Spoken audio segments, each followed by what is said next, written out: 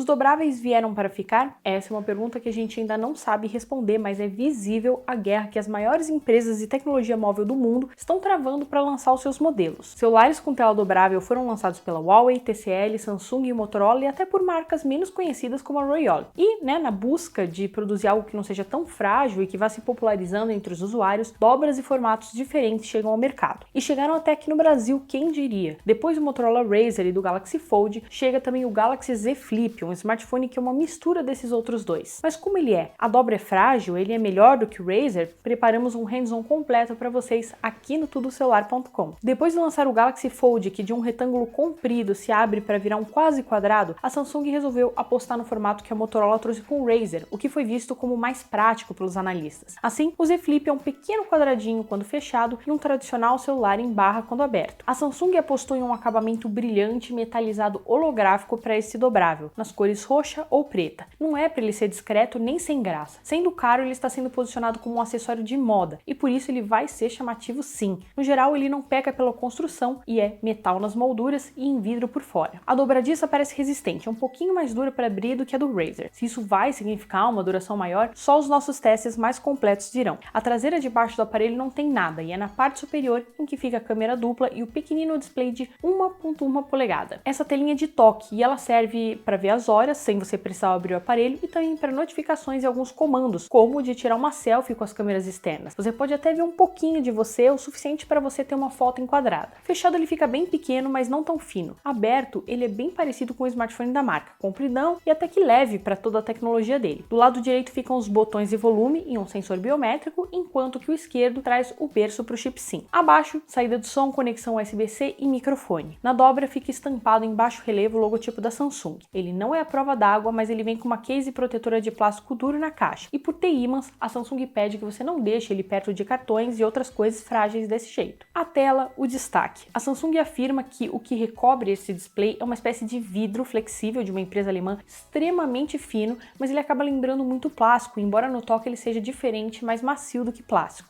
Alguns problemas já foram encontrados nesse tipo de tela, inclusive riscando fácil com a unha se você forçar, mas a empresa diz que se trata de uma película protetora. O vinco na dobra fica bem visível. Diferente do Fold, ele é um display de tamanho bem normal quando aberto, com 6,7 polegadas, definição Full HD+, aspecto de 21.9x9 e a tecnologia Dynamic AMOLED 100 Hz elevados. A câmera é resolvida com um furo centralizado na parte superior da tela. As bordas estão bem presentes. O display ocupa menos de 83% do corpo, mostrando, aí que as telas dobráveis ainda não conseguem ter bordas tão finas quanto as comuns. De qualquer forma, a qualidade visual é muito boa, como esperado de uma tela Samsung, com cores vivas e um bom ângulo de visão. Uma novidade em relação ao Fold é a dobradiça FreeStop, que permite que você abra o Z Flip em qualquer posição. Assim, por exemplo, você pode apoiar ele com a parte inferior em uma mesa, com a parte superior dobrada, quase como um mini notebook. Isso traz novas funções a esse tipo de tela. Com vários outros pontos fortes, o som aqui não teve muita atenção. Ele não é estéreo e fica apenas com a saída de som na parte inferior para mídia, embora também tenha, aquela que fica acima da tela para ligações. Não há conexões P2 para fones e a Samsung envia fones AKG que estão disponíveis também para os seus outros topos de linha, só que com a conexão USB-C. Espera que sejam fones de ótima qualidade, você vai ficar sabendo disso na nossa análise completa. Como qualquer Samsung, ele vem com a interface One UI, aqui versão 2.1, em cima do Android que também está na sua versão mais atual, a 10. E embora seja igual a de outros celulares da marca, tem algumas funções especiais para aproveitar essa tela dobrável. Um deles é o modo mesa, ou Flex Mode, que a gente já citou aqui, onde você pode deixar o aparelho semi-aberto em uma superfície para ver vídeos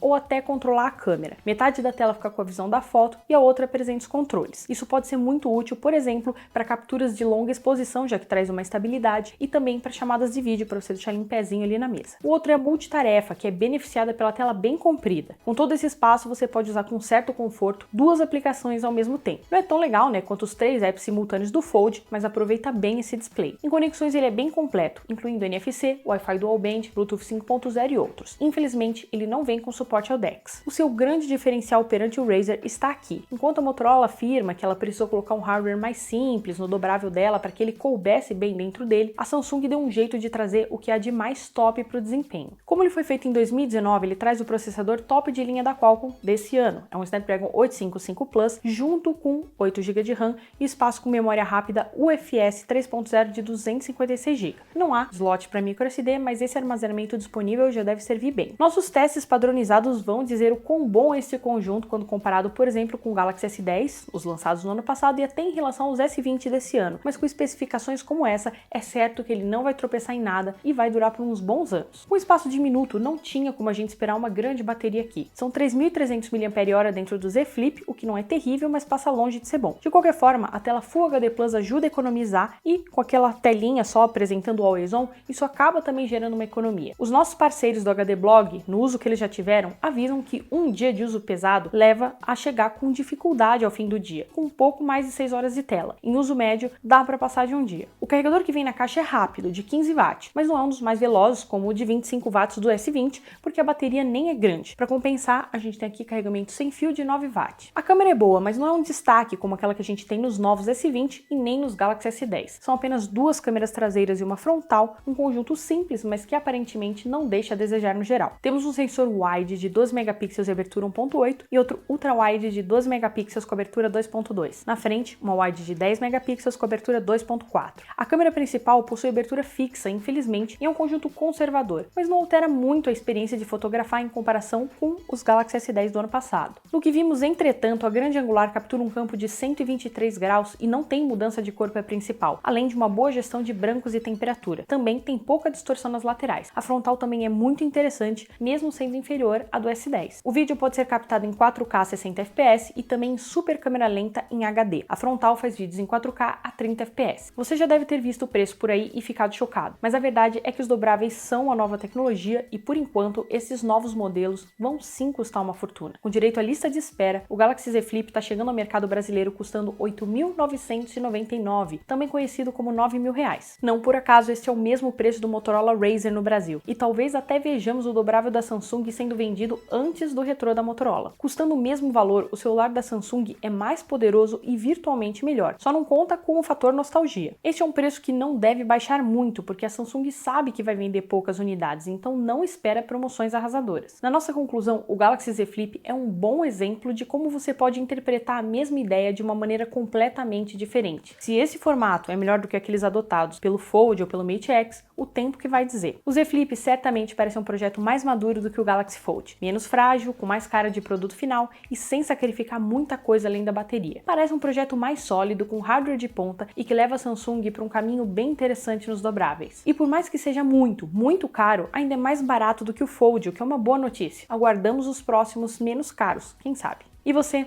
Acha que o Galaxy Z Flip é melhor do que o Fold? Eu quero saber a sua opinião aí embaixo nos comentários. E por mais que seja caro, se você quiser fazer essa loucura, não deixa de usar o link na descrição para fazer essa compra. Eu fico por aqui e até a próxima.